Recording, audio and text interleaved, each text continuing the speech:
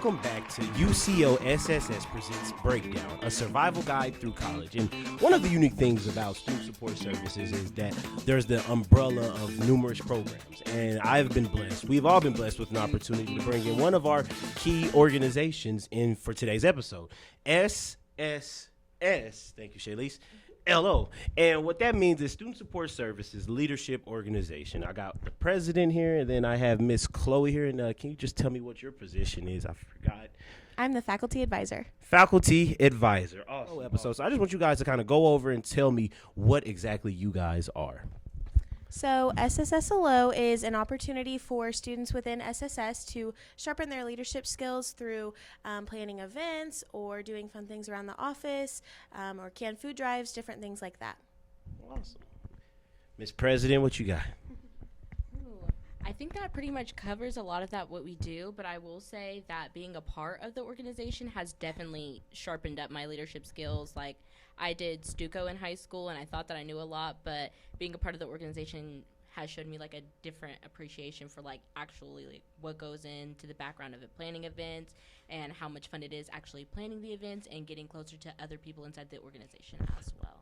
So, in other words, you guys find the fun in planning events because sometimes when, one of the horrible things about adulting is you're responsible for a lot of things, and that might not be fun to a typical person. So, like, in your organization, do you guys kind of debunk that theory?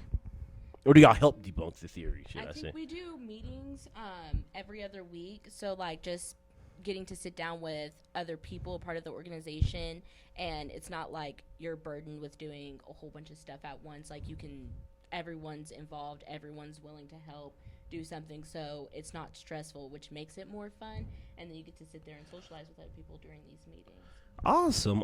And for those of you who don't know, UCO does have a leadership degree program. Do you get a lot of leadership students or students who are majoring or minoring in leadership? We do have some. I think it really just depends. Some of them are busy because they do things like LOT and stuff as well. But we have people who reach out to us and are wanting to be a part of the organization and want to come to those meetings and want to do more inside of student support services. That's awesome. I think minor. I was looking into a minor for leadership, but I was like a few feet into my degree program, so couldn't really get into the minor for leadership. But Chloe, could you tell me about some of your early experiences in leadership and what brought you back to being a faculty leader for the leadership program? Yeah, for sure. So I did some leadership in high school through FFA. There was a lot of us, though, so SSSLO has really helped me delve deeper into working with a close-knit team and learning how to work with different personalities and really kind of being the ones that are solely responsible for events. So it's really sharpened my leadership skills in that way. There's an issue in breaking the ice, I like to say, because a lot of students, they're coming in, they're fresh out of high school, they don't really know anybody. What are some tactics that you guys use to get students familiar with you guys to kind of break that wall of awkwardness, should I say? Yeah, so in my emails to my students, I try to be really candid, just so my personality comes through, and so it's not just so black and white, here's what's going on this week. So I try to be personable in my emails and reach out often in regards to SSLO, just to keep it on people's radar, especially around this time of the semester. It can get really busy, so reaching out several times during the semester, I think really helps kind of break that ice, like you were saying. Oh, Cheleece, Ms. President?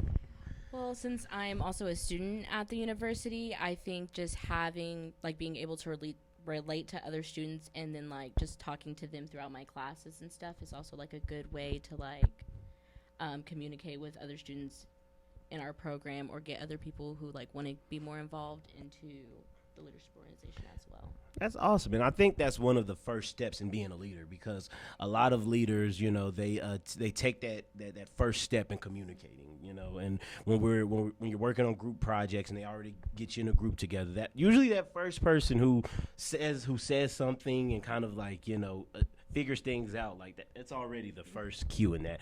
And one thing that I want to talk to you, one point that I want to make to you guys and just see if y'all agree, in a leadership program that I was on a panel with a leadership program in the BMI, and one of the things that they had talked to us about was leaders aren't Einstein. lines. And so and there was this picture of a conductor leading the orchestra, and it was a famous orchestra. I can't think of the name at the top of it, but one thing that the panelist who was talking about it pointed out that person doesn't know how to the conductor doesn't know how to play any of those instruments. They don't have no years of mastery, but they're the leader. So like, what does that say to you guys? Like being in a situation where you're surrounded with people who you know that they might have better skills than you, but you still have the ability to lead them. Talk about the importance in that.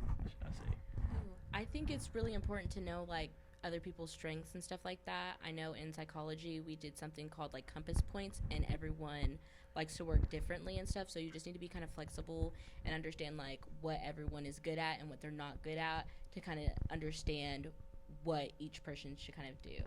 Awesome. Yeah, so I think, like Shay said, knowing different people's strengths is definitely important because ultimately it makes your team more well-rounded. So, for example, we have a student who is a computer engineering major, and I think they also do like accounting things. And so when it came time for budgets, we had them handle that. And it worked out great because I don't really know what I'm doing. So kind of my role in that was just saying, hey, we have this meeting, then we have this deadline or whatever. Is there anything I can do to help? And so kind of delegating that to them and letting them spearhead it, again, to sharpen their leadership skills, but just making sure that it all came together at the end of the day was kind of my role. So Awesome. Now, let's go ahead and talk about some upcoming events, because one thing about programs is you have events to help bring stuff together here. And so I was about to say it's trick or treat yourself, correct? Mm-hmm. So yeah, just tell us about what's going on with that. Yeah, so we're having Trick or Treat Yourself Tuesday, October 31st on Halloween, kind of in the spirit of for the spirit of Halloween, where you can come, you can dress up if you would like, wear your costume. We'll have like a staff costume contest where students can vote on like which staff member has the best costume. We'll have like a couple of different Halloween movies like The Nightmare Before Christmas and Coraline. We have a Halloween playlist if you want to listen to music, play different games and stuff. I know someone's bringing like a horror movie trivia game for us to play. Awesome. Just different fun things to kind of get together with anyone in the program and get to know more people and see more faces. Awesome. Do y'all do this event every year? Yes, this is an annual event every year. Awesome. Okay. And this is open to anybody, correct? Yes, anyone in the program is more than welcome to come. It's from 10 to 2. 10 to 2. Okay, cool. Is there any other programs that we got coming up? I believe we're having a Thanksgiving potluck, and right now we're also doing a fall food drive. Fall food. Yes. So okay. We have a fall food drive going on. We have 3 locations where you can drop off food. One is in the Vet Hero offices, one is on the 2nd floor in the Trio offices, and one is up on the 3rd floor in the Student Support Service office. Now, the Vet Hero office, correct me if I'm wrong, that's in the clubhouse near the suites, correct? Yes. All right. Just want to make sure because, a lot of us college students, we don't know where the Vet Hero office is. Yeah. Welcome back to UCO SSS Presents Breakdown, a survival guide through college. And we're at this part in the podcast where we're just going to end it out with some fun Halloween stories. It could be funny or it can be spooky. And I think I got mine. I think I got the best one. So, you're going to save the best for last. But, Chloe, go ahead and enlighten us with your funny Halloween story. So mine is from Trick or Treat Yourself last year. I was making the voting ballot for the staff costume contest. And so I was taking everybody's pictures of them in their costume. And I get to my supervisor now, Amy, and she's dressed up as a cat. And she's like, well, I don't know. What do cats do? Like thinking she's got to pose for this picture all special. And I was like, you have 3 cats. Why are you asking me? 2 or 3. And I was like, I feel like a cat would definitely like eat that plant over there, not thinking she would actually do it. And she puts this dusty, dirty plant in her mouth to pose for her picture. Yeah, that's so. Y'all manipulated her into thinking because like y'all seen a cat eat like do cats eat plants? Is there something that I don't know? Yes, yeah. Oh, I've never heard that before.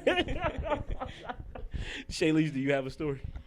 Yeah, I remember when I was younger, my cousin's birthday is around Halloween, so she had a Halloween party, and for some reason she did like this like grand reveal. We were like young. She was probably 8, and she went as a princess that year. So she was doing like her entrance, and her older brother and our older cousin, they were probably like 16 at the time, decided they wanted to scare her. And I remember they were dressed up as, I think, Michael Myers and Freddy Krueger. Mm-hmm. So they decided to hide and then jump out at her and scare her. And she screamed so loud and, like, started crying, but she had actually, like, wet herself. So, so it not only ruined her costume, but probably ruined her whole birthday because she couldn't even wear her costume anymore. So everyone's dressed up besides her. And I will remember that story till like this very day. I'll probably still make fun of her for it. That's awesome. That's awesome. Well, the only reason why I remember this story because it's 2 things. It was the night I lost my phone, and it was the night I got lost on the north side of Oklahoma City, like around 1 or 2 o'clock in the morning. And usually, you know, me and my friends, we get together, we hang out and stuff like that. And I believe one of our friends in that neighborhood had a little party. And I agreed that I would be over there because I stayed a few blocks away from, you know, everyone on the north side. And so I had my phone. My brother drops me off. He's like, hey, call me when everything's good. So just remember that, okay? Now, for Halloween and stuff like that, you know how everybody, like, goes around door to door trick-or-treating? We did nothing like that. We did ding dong ditch. And for those of you who don't know what ding dong ditch is, it's when you go up to the door, you ring the doorbell, and you run off. But we did it more ghetto, should I say. We would kick the door as hard as we can and run off.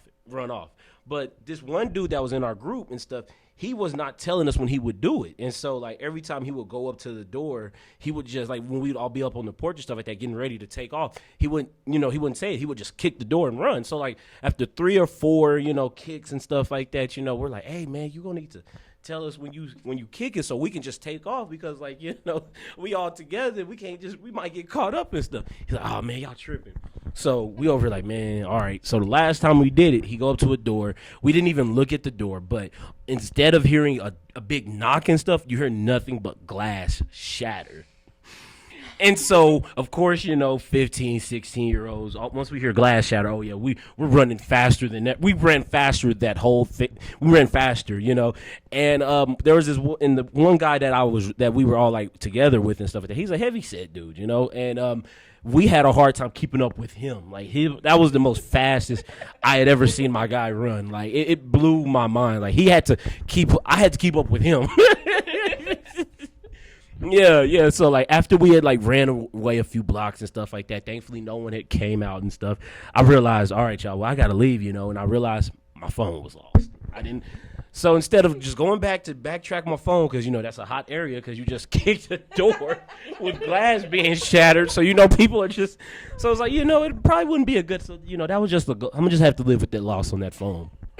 And I guess I went to a further north side of Oklahoma City because every time I went to somebody like who was outside or something like that or looked like they had a phone, they couldn't speak English. So that was one thing that was really kind of complicating because I'm like, man, I need to call my brother so he can pick me up and stuff. And then finally I find this nice guy, you know, in the car wash, and I asked him, hey, can I use your phone? And he asked me, you're not messing with me, are you? I was like, no, I just need to call my brother and get a ride home. But yeah, man, that was like, you know, that was, I think, now that I think about it, that might have been the last time we did Ding Dong Ditch. That was the last time, you know, so yeah. But we're all out of time right now, guys. Thank you for listening on episode 2 of UCO SSS Presents Breakdown. We'll be back with another good fun episode. Until next time, I'm Ray.